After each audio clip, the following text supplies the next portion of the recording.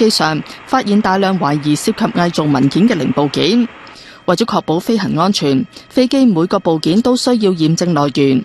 歐盟航空安全局就發聲明確認，由涉事英國公司提供嘅 CFM56 零件有好多偽造嘅放行證書。CFM56 嘅生產商就話，確認偽造證書有72份。報道話有假冒零件進入飛機引擎供應鏈，實屬罕見。目前唔清楚已經安裝嘅假冒零件數量，以及有幾多架飛機受到影響。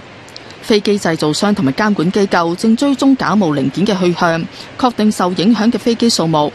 CFM56 嘅生產商就話，已經主動聯絡客戶同埋飛機維修商，協助佢哋確認零件嘅真偽。無線電視記者楊潔儀報道。一節最新嘅消息，天文台喺夜晚黑8點15分發出10號颶風信號。